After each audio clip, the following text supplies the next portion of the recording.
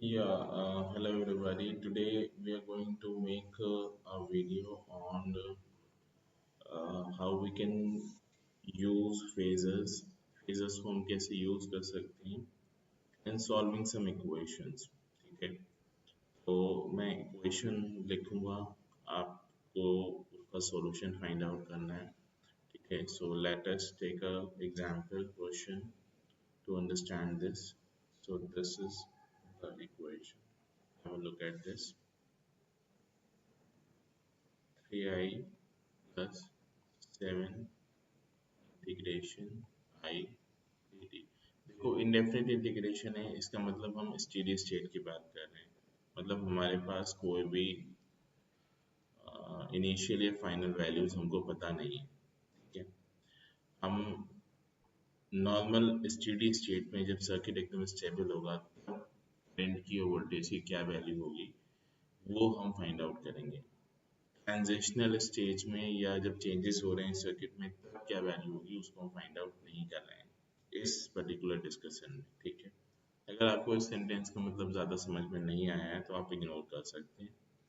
ठीक है, this is something which requires more knowledge and more basics. अभी आपके पास उतनी नॉलेज नहीं है, आपने ट्रांजिएंट्स नहीं पढ़े हैं, तो आप जितना मैं बोल रहा हूँ अगर उसको भी स्टिक करते हैं समझते हैं तो ठीक होगा.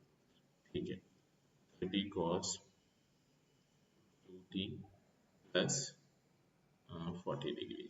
ठीक है, ये लेटेस्ट सपोज आपको एक इक्वेशन दी हुई है, किसी सर्किट में अप्लाई हो रही है. ठीक है, अब हमसे पूछा गया है find I T. That means I T is equal to what. ठीक है, आई टी की वैल्यू हमको निकाली है. ठीक है, एम्पियर्स में ये हमारा क्वेश्चन है, हम निकालेंगे तो यहाँ पे पुट कर देंगे बाद में. ओके, तो अब हम इसको सॉल्यूशन देखने के लिए इसी वीडियो में मैं आपको कुछ प्रॉपर्टीज बताऊंगा. जो प्रॉपर्टीज होंगी आपके फेजर में जब हम डिफरेंशिएशन और इंटीग्रेशन अप्लाई करते हैं तब क्या होता है. ठीक है, in that case what happens, so those things will also be discussed here. ठीक है, have a look at this. Let me draw a line so that I can like okay,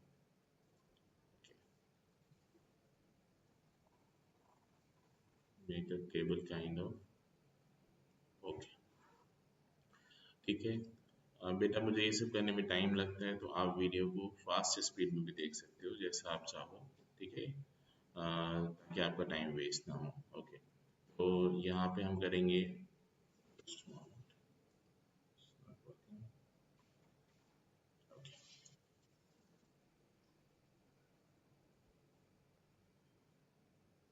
differentiation और यहाँ पे हम पढ़ेंगे इंटीग्रेशन.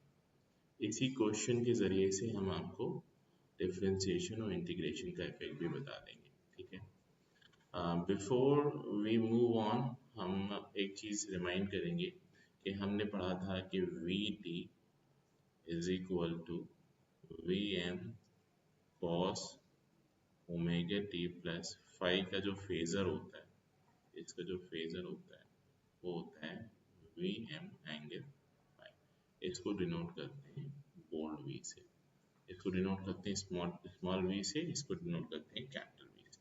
ठीक है, ये टाइम डोमेन है ये वाला, और ये कौन सा डोमेन है, फ्रीक्वेंसी डोमेन है. रिलेशन क्या होता है, वी टी इक्वल टू क्या होता है, रियल पार्ट ऑफ ई की पावर जे ओमेगा टी. मतलब आप फेजर लोगे, उसमें ई की पावर जे ओमेगा टी मल्टीप्लाई करोगे और उसका रियल पार्ट निकालोगे तो आपको साइनसॉइड या टाइम डोमेन वाला फॉर्म मिल जाएगा. ठीक है, अब देखो इस इक्वेशन को आप डिफरेंशिएट करो. Differentiate both sides with respect to time.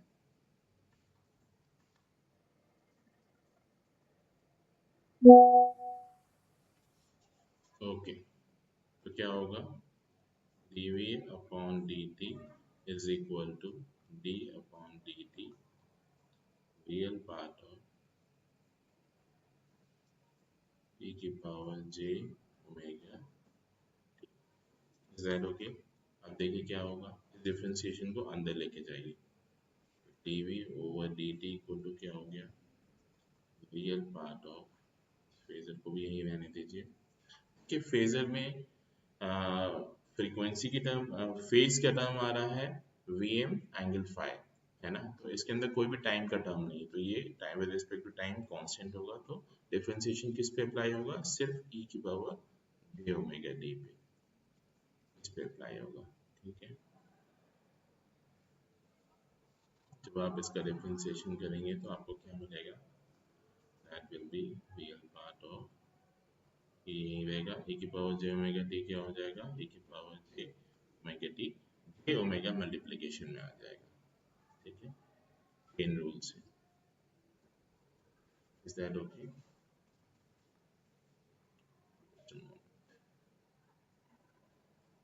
ठीक है, अब आप यहाँ पे देखो, ध्यान दो कि dv अपॉन dt किसके बराबर आ रहा है, ये आ रहा है रियल पार्ट ऑफ इस j ओमेगा को फेजर के साथ ले लो, j ओमेगा e की पावर j ओमेगा। ठीक है, अब आप कंपेयर करो, नाउ यू कंपेयर। अगर आप ध्यान से देखोगे तो जब ये phasor capital V small V का था तो इक्वेशन ये आ रही थी, आपको फेजर को e की पावर j ओमेगा t से मल्टीप्लाई करना है तो आपको साइनसॉइड मिलेगा। यानी कि फेजर को e की पावर j ओमेगा t से मल्टीप्लाई करने पे जब रियल पार्ट निकालते हैं तो वो साइनसॉइड आता है, यह स्मॉल वी आता है। अब यहाँ पे देखो, इस इक्वेशन में आप phasor into j omega t into j omega को मल्टीप्लाई कर रहे हो e की पावर j ओमेगा t से और उसका रियल पार्ट निकाल रहे हो, तो आपको ये मिल रहा है।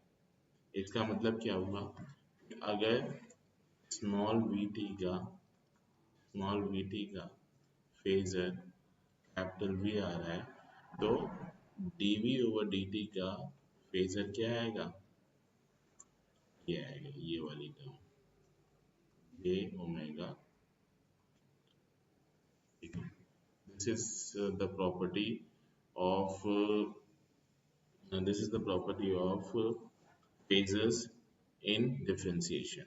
Okay, this is a property that you need to understand. Okay, let me just quickly make the length of this red line bigger.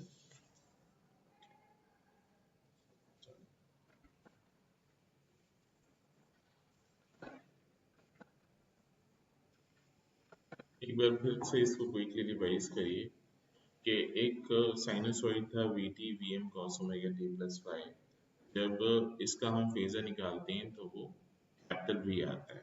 ठीक है, that is capital V bold में, और उस फेजर की जो डेफिनेशन होती है वो होती है वी एम एंगल फाइव, और जो फॉर्मूला होता है जिससे हम इसको कनेक्ट करते हैं, that formula is we T, मतलब जो टाइम डोमेन वाला आपका साइनसॉइड है उसको निकालने के लिए आप फेजर को मल्टीप्लाई करोगे e की पावर j ओमेगा t से और उसका रियल पार्ट निकाल लोगे। ये कॉम्प्लेक्स नंबर होगा, जाहिर सी बात है, तो आप इसका रियल पार्ट निकालोगे तो आपको vt मिल जाएगा।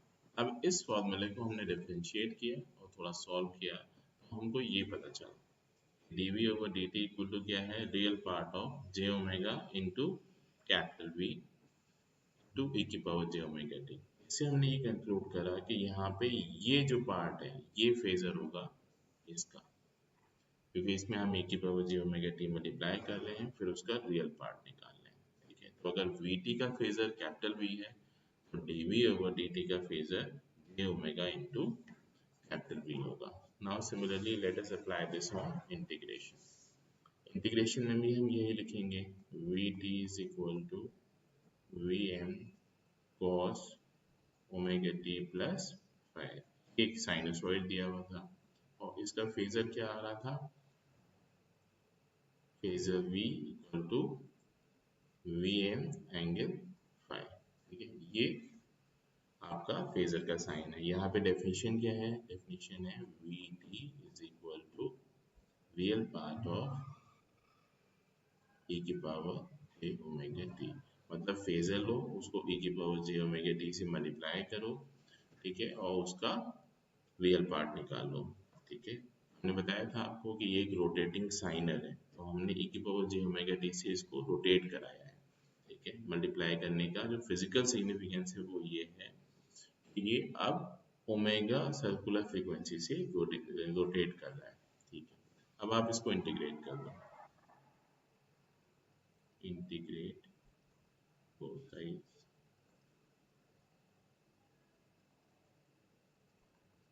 with respect to time, हमें क्या मिलेगा? v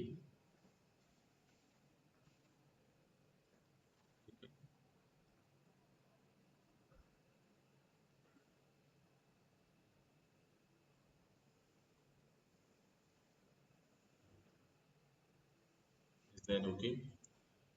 तो आप इसको थोड़ा सॉल्व करोगे तो जो कैपिटल V है उसका फॉर्मूला है Vm एंगल फाई, उसमें कोई भी टाइम की टर्म नहीं आ रही है, तो ये जो इंटीग्रेशन है वो सीधे सीधे अप्लाई होगा e की पावर j ओमेगा t पे। तो this implies that v dt is equal to क्या होगा? रियल पार्ट ऑफ, ये बाहर आ जाएगा, इंटीग्रेशन e की पावर j ओमेगा t, ठीक है। देखो e की पावर j ओमेगा t का इंटीग्रेशन क्या होगा? that will be e की power j omega t upon j omega. Chain rule से j ओमेगा कहाँ आ जाएगा? डिनोमिनेटर में आ जाएगा, ठीक है। ये इंटीग्रेशन हमने कंप्लीट कर लिया है, ठीक है। अब इसको थोड़ा सा चेंज करके लिखो, we will change it in writing. उसको क्या करेंगे? हम रीअरेंज करेंगे, कैपिटल V के नीचे, फेजर के नीचे j ओमेगा वाली टर्म लेके आएंगे और साथ में मल्टीप्लाई करेंगे e की पावर j ओमेगा t, ठीक है। इसका रियल पार्ट निकाल लें। तो अब अगर आप ध्यान से देखो इस फॉर्मूले को और इसको कंपेयर करो इस फर्स्ट वाली इक्वेशन से, इस फर्स्ट वाली इक्वेशन से, तो देखो vt का फेजर, vt का फेजर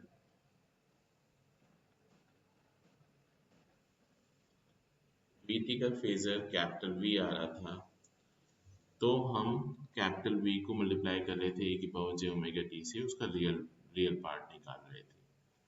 अब ये कैपिटल V इसका फेजर कहला रहा था। अब आप V अपॉन j ओमेगा को मल्टीप्लाई कर रहे हो e की पावर j ओमेगा t से, तब आपको वैल्यू मिल रही है इंटीग्रेशन ऑफ v dt। इसका मतलब ये है कि जब हम इंटीग्रेट, इसका मतलब ये है कि ये जो चीज़ है capital V upon j omega, ये फेजर है इस पूरे टर्म का, इस टर्म का जो फेजर है वो ये वैल्यू है, it is this value is the phasor of, इसको हम कैसे लिखेंगे? दिस इम्प्लाइज दैट, जैसे हमने ये वाला लिखा था वी का फेजर था कैपिटल V, तो इंटीग्रेशन ऑफ वी का फेजर होगा, ठीक है, अपॉन, आप ध्यान दीजिए जब हम डिफरेंशिएट कर रहे हैं टाइम डोमेन में तो फ्रीक्वेंसी डोमेन में मल्टीप्लिकेशन हो रहा है, और जब हम इंटीग्रेट कर रहे हैं टाइम डोमेन में तो फ्रीक्वेंसी डोमेन में डिवीजन हो रहा है। दैट मीन्स जब हम वैल्यू को इंक्रीज करते हैं, इंटीग्रेशन मतलब होता है इंक्रीज करना, डिवाइड मतलब होता है डिक्रीज करना। जब हम इंक्रीज करेंगे यहाँ पे तो यहाँ पे वैल्यू क्या हो जाएगी? डिक्रीज हो जाएगी, ठीक है, कॉम्प्रेस हो जाएगी बेसिकली। यहाँ पे जब हम डिक्रीज करेंगे तो यहाँ वैल्यू क्या होगी?